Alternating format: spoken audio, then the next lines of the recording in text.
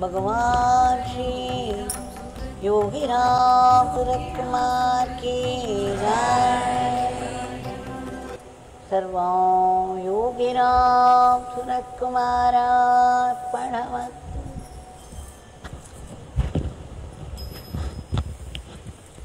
இல்லை ஏன் பேசா இப்போ இங்கிலீஷில் தான் பேசுவேன்.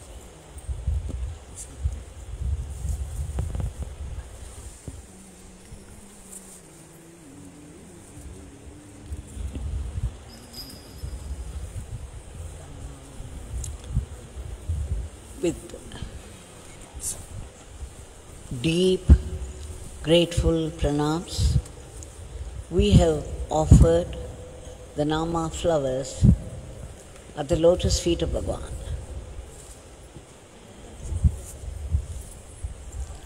This is no small grace that we are able to gather here, so many of us, in the powerful shine of our Bhagwan, and sing his auspicious, powerful Nama.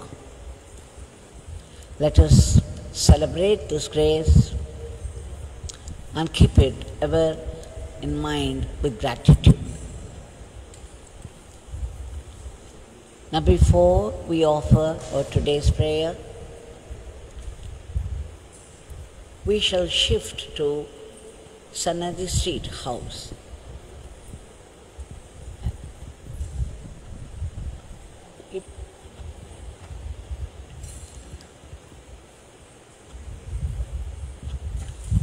Switch it off. Thank you. Now there's a scene there. After Agaram Jayaraman came into the house, Swami very carefully locked the gate. Swami's companion, canine companion, Sai Baba, was inside, and Bhagwan said, our friend Sai Baba is helping this beggar in father's work. But you see, Jayarama, after he gets food, he runs away. And then this beggar doesn't get to see him for some time until he wants food again. And what is more, this is Deepam time, and many lakhs of people would be coming. It will be so crowded. And Sai Baba, when he goes out, some of those people who don't like this beggar, they throw stones at the face of Sai Baba, hurting him. These people could not hurt me, and therefore they take this opportunity to hurt Sai Baba, knowing that he comes to me. So this beggar is very, very careful now. He doesn't want to let Sai Baba out, so he is locking the gate. By the way, Sai Baba is a dog kept by Bhagwan. Sometimes, and Bhagwan used to appreciate this particular companion, saying that he is helping in his father's work. And once a family had visited, and one of the boys, the small boy in the family, was a little frightened by the Sai Baba. So he began to say in Tamil, Nai, Nai, Nai, Appa Nai. He was afraid, so he was pointing. He was telling his father to keep this dog away. Bhagwan got wild.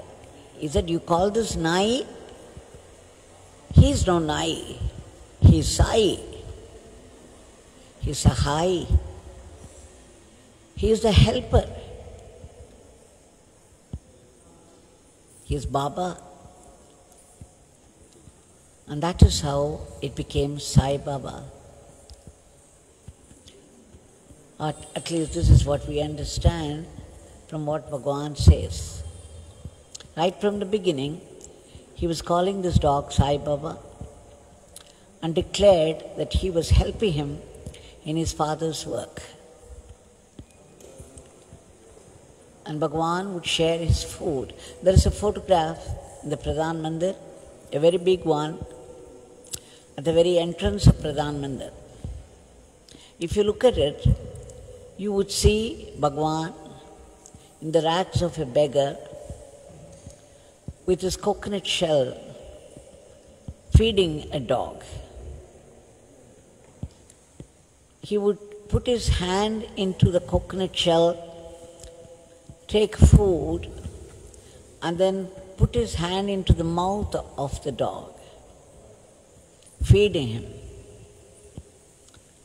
And he had taken the leftover in the coconut shell. I have seen Westerners and many people, Indians also, keeping pet dogs. And they're very fond of these dogs, and they would even put them on the bed. But I have never seen anyone taking the leftover food of a dog. Only a Brahmagyani who sees Brahman in every being could do that.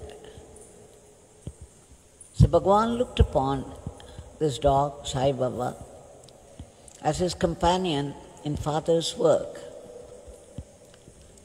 And you see, he kept the door locked. Otherwise, Sai Baba would go away and get hurt. Bhagwan, right from the beginning, was showing such mercy, kindness and love towards animals. Even in the ashram, when he was staying in the Parnashala, every day we had to get a new loaf of bread for the sake of the crows. We would cut them into pieces and put them for the crows. There were 2 dogs, puppies, skin and bones, and they were so afraid to come anywhere near human beings. They must have been beaten up so cruelly. They were afraid if anyone was around. And then Bhagwan said, "Bring the loaf of bread and put that food." He pointed to a stone there and he said, "Put that bread there on the stone." But the dogs would not come anywhere near. They were backing out, trembling in fear. So Bhagwan said, after keeping the food, "Please move away. Let them come freely and eat it." And that is how the dog, there was a red one and a black one, they began to eat. And once they started, they understood that these human beings were not going to beat them, and they meant well. So they became free of the fear, and they started to move about freely in the ashram also. And then Bhagwan said to me, "You keep that stone there. See that it's not being taken away by anybody. And you mark that place. The stone should not be taken away by anybody." So immediately I took some white powder with which we do the rangoli and made a mark around it. But even then, one day, it was lost. They were building a building and the stone was taken away. And Bhagwan immediately ordered me to go in search of that particular stone, had it brought there, and then he said, "You put something there around that." He called for the iron pegs, 4 of them, and he asked me to put them on the earth around that piece of stone. And then he asked me to go to a lemon tree, pluck 5 lemons. So when I brought them, he said, put 4 lemons, 1 on each peg, and then the 5th one on the stone itself. And now you make the mark around this. So I put, instead of making a line there, I just put a rangoli around. And the lemons were there for a long, long, long time. And Bhagwan said, see to it that this stone is not removed. Now I got very curious. I have narrated these details before, but then let's go through it again for our own sake. I asked Bhagwan, what is the significance? A dog came and it ate its food, and that's all there is to it. This is what we saw. Bhagwan, why are you making a monument of it? What is the point? Then Bhagwan looked at me and said, you know the story of Mahabharata? You know how the Pandavas, at the end of the story, would walk up the Himalayas. As they climbed more and more, Draupadi would fall down dead. And after some time, one brother after the other would also fall down and die of thirst and hunger. And it was very cold. They had nothing to protect themselves. And finally, Dharmaputra would be walking alone. Out of nowhere, a dog would come and join. The dog also looked sickly, not very much in good health, but still the dog accompanied Dharmaputra, and it went through the same difficulties that Dharmaputra himself experienced, hunger, thirst. When he came to the point when he could take no more, not a single step more, he had reached the end of his strength. The dog was still there with him, going through the same experience, and would not leave. And just at the time, a chariot, a golden chariot, came down. The charioteer said, Dharmaputra, this chariot has been sent for you by Indradev, the king of the Devas. You can climb into it and you could go straight to the heavens. Dharmaputra was very, very happy because he had thought he had reached the end of his life. And suddenly he found his chariot ready to take him. Then he turned very casually to the dog and said, you climb first and then I'll climb after. Now the charioteer was alarmed. He said, no, Swami, not for this dog. This chariot is meant for you. Only you can come. Now, Dharmaputra was shocked. He said, look, this dog has accompanied me all through the way up to this point. It would not leave me, and it went through the same difficulties as I. How can I leave this dog here and climb to the heaven? Not possible for me. Then I don't want this chariot. You please go tell Indradev that I don't want to come. I would rather die with this dog here. Up till this point, Bhagwan narrated detail after detail, and then he said, Devaki, that's all. This is the significance. And then he kept quiet. I had no courage to pursue further because his tone was decisive, very firm. would not encourage any further questions. But then, soon I understood that it was all symbolic.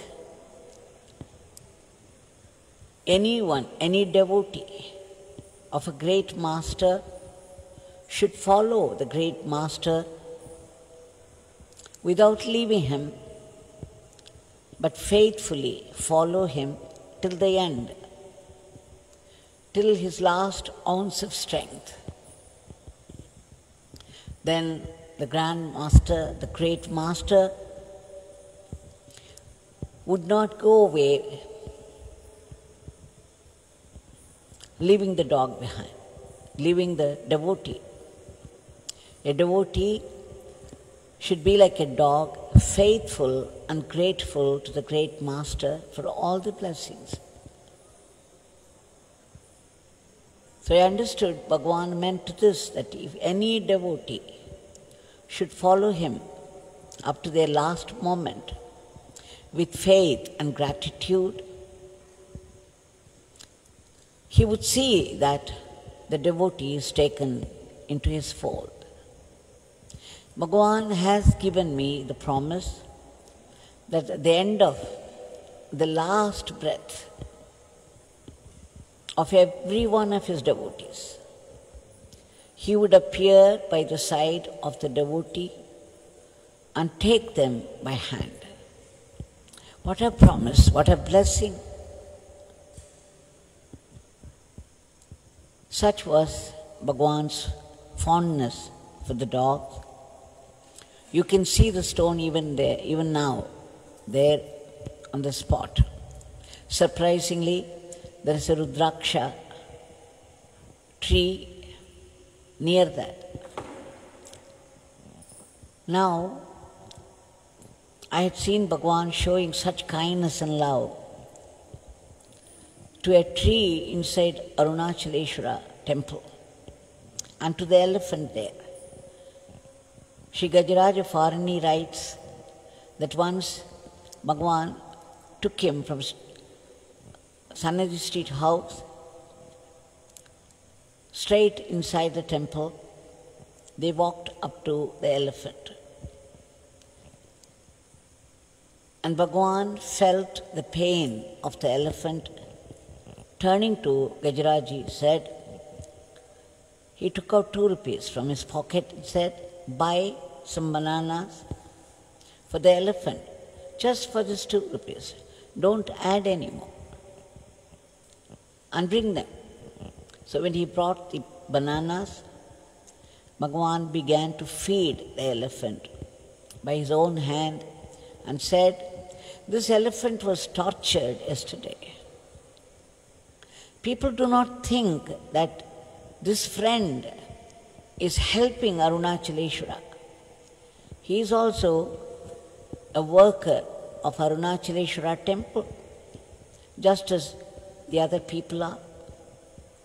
He should be given the respect and love that he deserves as a worker of this temple. He was feeling very deeply for the elephant. I'm sure the elephant was cured and got its share of blessings from Bhagwan. I remember another story from Gajaraji, that at one point Bhagwan would go to the tree, Arunachaleshwara Stalavriksha, the Bakul tree. He would stand near and there would be tears in his eyes. He would point to the tree and say, look what these people have done. Those who needed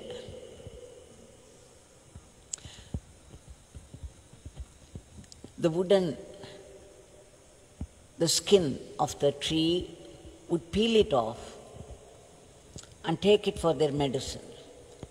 So much damage has been done to the tree, weakening the tree for the sake of the medicine. But there are so many trees like this outside the temple. They could go to any one of them for their medicine. But here they come to this tree inside, which is serving Arunachaleshwara. The tree is a worker. He is also a worker, serving Lord Arunachaleshwara, but he is not shown love and respect due to him.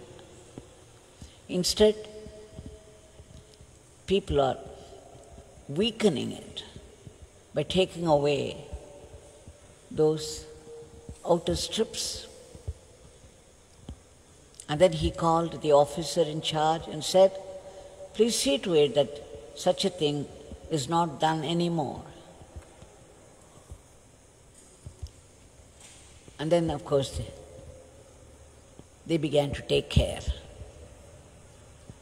I had seen Bhagwan sitting in the garden of Sudama, and any time any big ant, that black big ant, should come near, and then I would try to move it away from him, he would stop me and say, look, Devaki, we are in their territory. We should not chase them out like this. And then he would very softly and gently tap the floor behind the ant, and the ant would move away. He would do it so gently, with such tenderness on his face, saying that we were in their territory. We were the trespassers. So you see, Bhagwan looked upon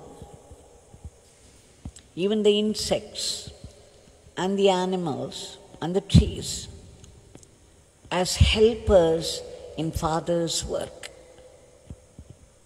And they should be treated with the same respect and love as the devotees.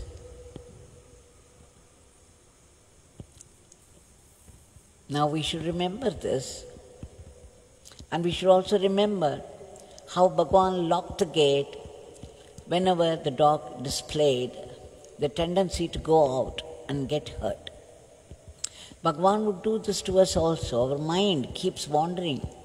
No matter how much you try to hold it on Bhagwan, it would run away the next moment after some of those worldly things. You would be thinking of something that happened in the past or something that would happen in future. The mind wouldn't sit on Bhagwan's thought. So let us pray to Bhagwan, chanting his name, and he would lock our mind in so that our mind would stay put on him. He knows that when our mind goes out, we would only get hurt. So this wandering of the mind has to be stopped effectively, and only the grace can do it. So let us appeal to Bhagwan to control our minds just as he controlled Sai Baba. We are helpers, we are workers, we are sevaks. He would definitely take care of us. So let us offer our prayer today. Bhagwan, we beg you to control our minds for our sake, since we are unable to do it. You have to lock us in effectively and grant us the blessing of constant remembrance of your name. We beg you for your immediate intervention, divine intervention, to keep the whole humanity free from the viruses of the body and the mind. The mind has many viruses too,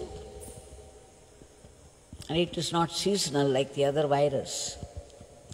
They are there all the time, the viruses of the mind, the killer fear, the panic that we go through unreasonably, the grief, anger, jealousy, and whatnot. These viruses have to be killed only by Bhagwan. And that is why we have to take his name. Each Nama does its transforming work. It not only purifies our mind, it also protects us from our past karmas.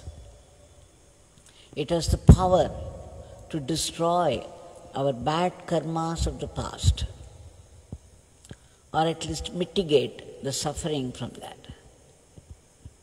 We beg you, Bhagwan, to arrest the rapid spread of the diseases of the body and mind, and enter those appropriate medicines meant for controlling these viruses and work. We beg you to give a boost to our economy, and we beg you again for all those great warriors who have been fighting the disease at the very risk of their lives, those who work selflessly for the sake of the others. Please give them protection and all-round welfare. We beg you again for the right attitude to life, and that is that we are only instruments in your hands.